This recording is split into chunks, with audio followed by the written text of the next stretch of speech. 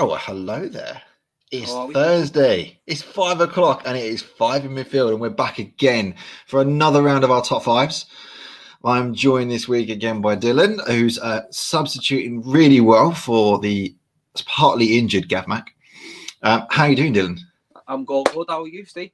Yeah, mate, I'm good.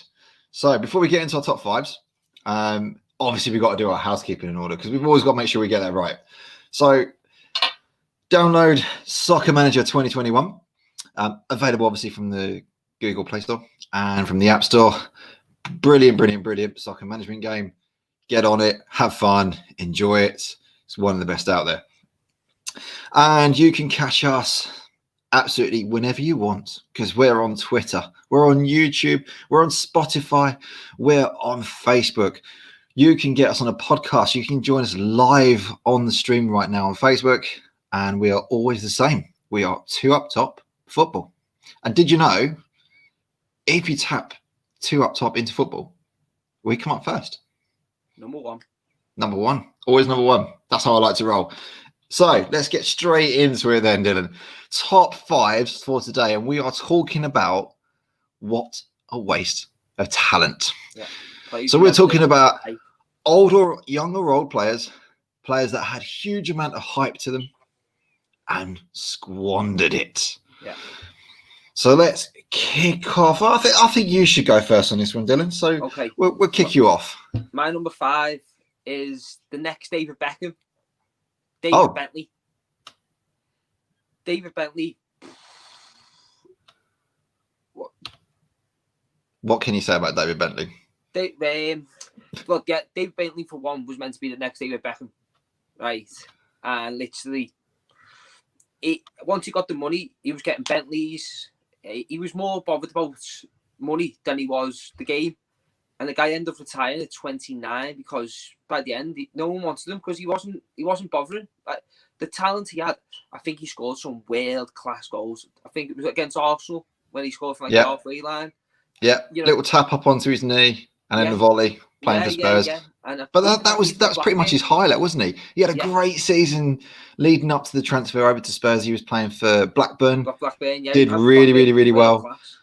And then I just remember that one moment when Spurs qualified for the Champions League and he come live on Sky Sports, poured a massive bucket of ice cold water over Harry Redknapp, and you just looked at Harry immediately went, "You're done, mate."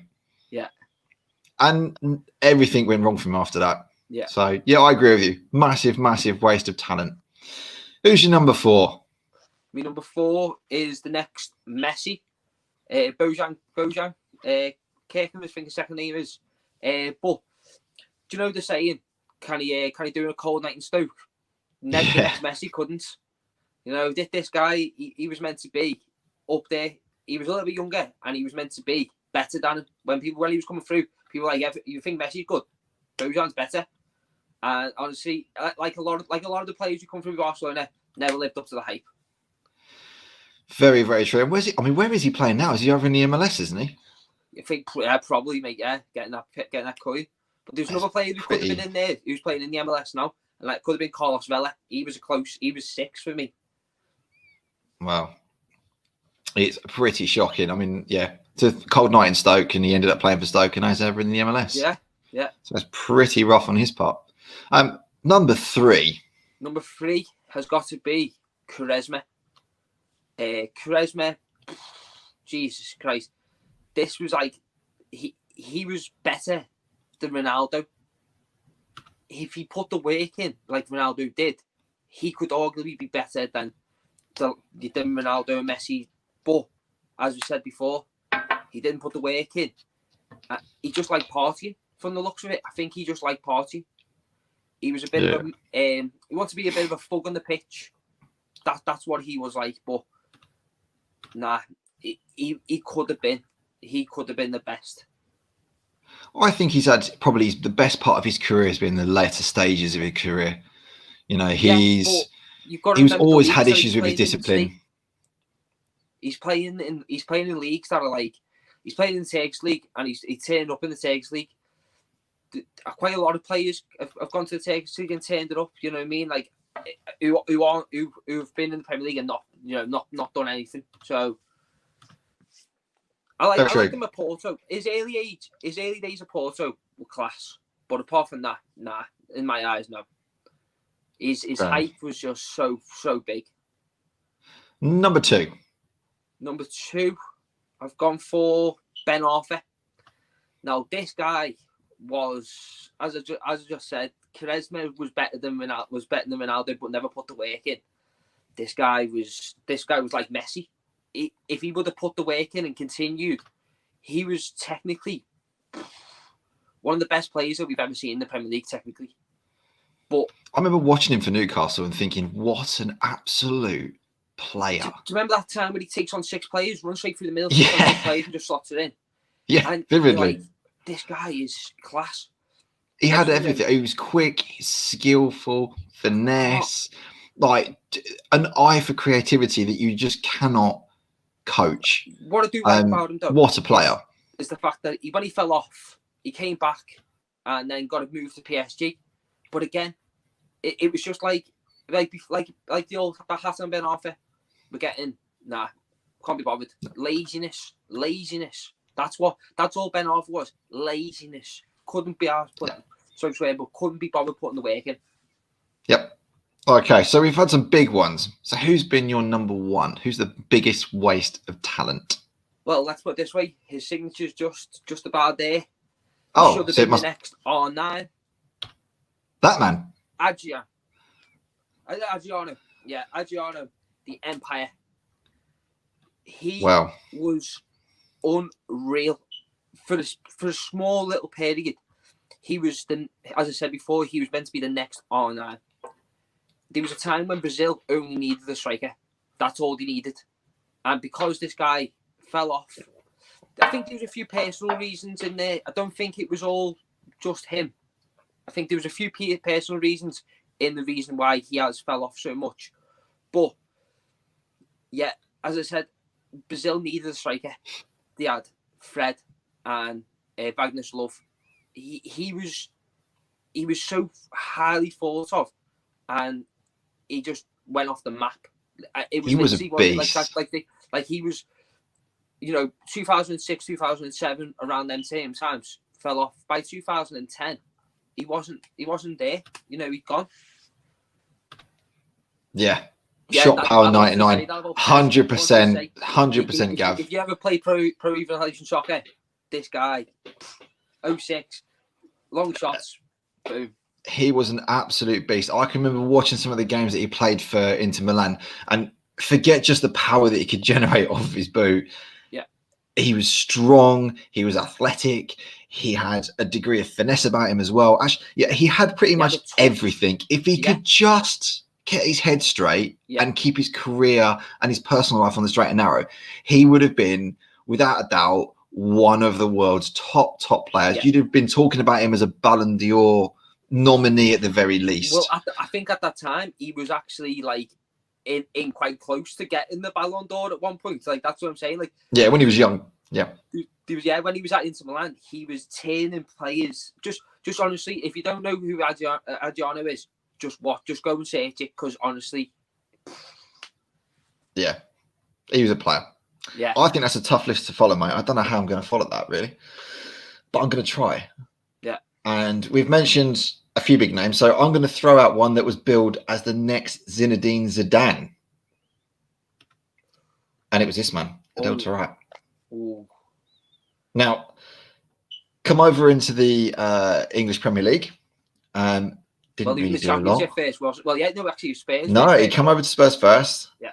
Honestly, he looked like he had no control over his legs. As it turned out, he had no control over his ability to eat either. And he subsequently got shipped out to the Championship. Now, he kind of found himself in the Championship. Yeah. Had a great time over at QPR. Unreal. And then got them promoted up to the Premier League. He had that one season in the Premier League, and then again just kind of fell by the wayside. And I mean, this guy had proper skills. He had everything, but he just could not keep himself fit, and that was the problem. He was the only player you can actually compare him to back in the day, back QPR days, was Zidane. Realistically, it was. But again, couldn't keep himself fit. poor diet choices, Love the poor kebabs. lifestyle choices, just everything that you shouldn't be doing as a professional footballer. He was on it, and you can't. It's not like it was in the 90s where you can get away with it because everyone else is doing the same. You can't. You have to take a far more professional approach now, and he couldn't do it, and that's why he didn't cut the mustard.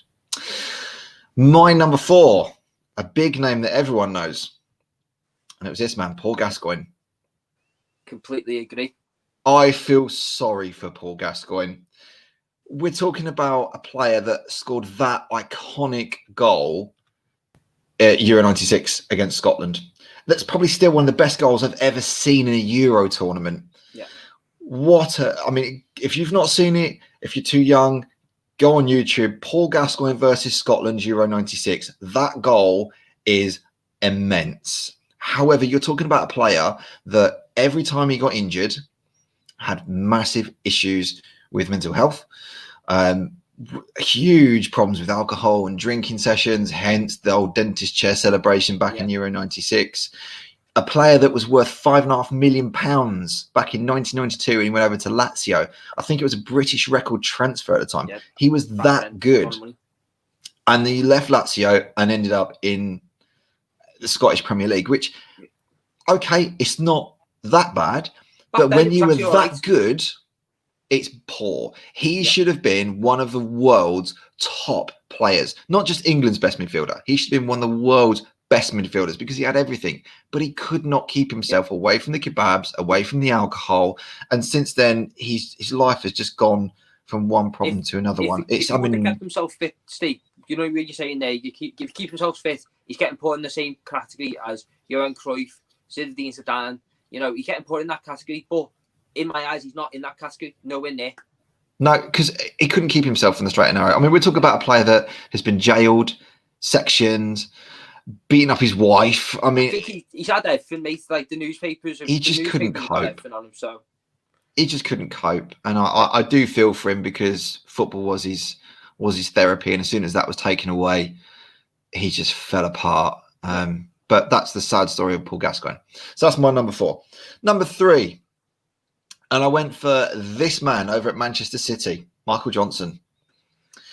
Dietmar Hamann, who knows quite a fair few decent players and can really spot them, recommended this guy as the future Michael Ballack because he had everything that you'd expect from an experienced midfielder, but he had it at the age of 19 and 20. Like, he was good. They thought he was going to be a future England star and would have really gone on and shone for Manchester City for years to come. But you're talking about a guy that he made his debut in 06, 07. And by the time he got released from Manchester City in 2012, he'd only played 4 appearances in 5 seasons. You know, his whole personal life had gone to pot. You're talking about a guy that got done for drink driving.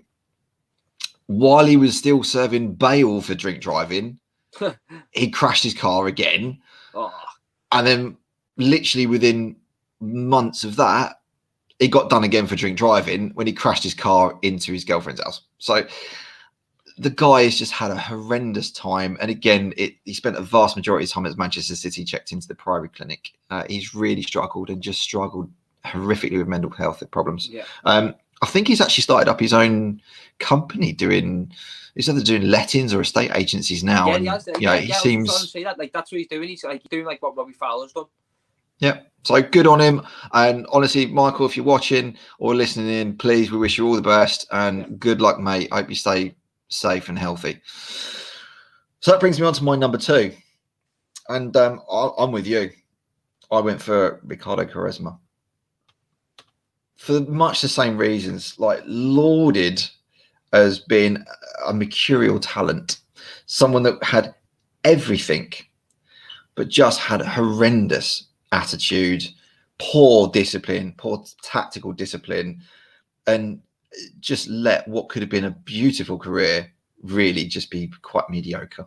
So I agree with you in number 2. But for number 1, I went for an absolute winner.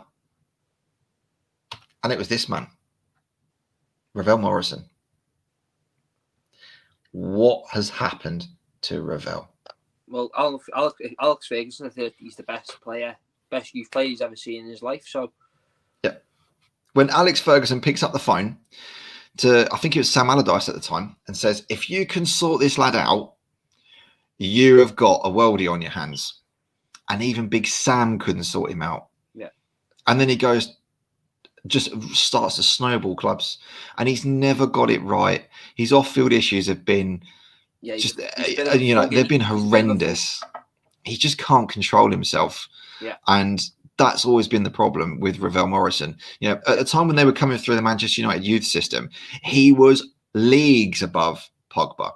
Yeah, he was the player. So if you think of what Pogba has done, and then you look at where Ravel Morrison has done, and you go, all that has gone wrong is purely because you have not managed to control your lifestyle. And as we've said before, in the 90s, you got away with drinking too much, partying too much, not eating right, hanging out with the wrong crowds, because everybody was on it in one way, shape or another.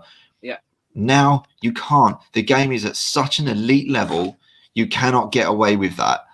And I think Ravel Morrison is probably on his last chance saloon at the minute, certainly in the Premier League. And if he doesn't sort himself out and really get himself straight, forget professional football. He'll either be one of these that just disappears and never comes back, or he'll be plummeting down the leagues and he'll end up playing non-league football in his 20s. In my eyes, we only ever got to see one little glimpse of him, really, didn't we, Buck? Do you know when he played for West Ham? He played for West Ham and he had, I think he scored, I think it was Golden Month or something like that, but it was pretty similar to Hassan Ben Arfa's goal, where he takes on 6 or 7 players, comes through and puts it in, and you're like, this guy, he's got everything. They're very, very similar. You know what I mean? They just couldn't keep themselves right. Supremely talented. He really has got everything, but he's got to sort himself out. So what a waste of talent at the minute. He has an opportunity, unlike the rest of them, to actually write his career. So let's give him some credit for that. He's got an opportunity now. Let's hope he takes it, and let's hope we're looking back on these podcasts in 2, 3, 4 years' time going, he turned it around. But at the minute, I'm sorry, Ravel, you're a waste of talent, my friend. So, and that is it for us. So if you agree with us, if you disagree with us, come on the show, drop us a comment, let us know. We're more than happy to go and do it, and time again each week. We've got some really good shows coming up for you for the next couple of weeks as well, so please tune in and watch out for those. And once again, if you tune in and you're on Google and you just type in 2 Up Top, we come up first. So thanks very much for tuning in, and we will see you guys hopefully next week. Peace, people.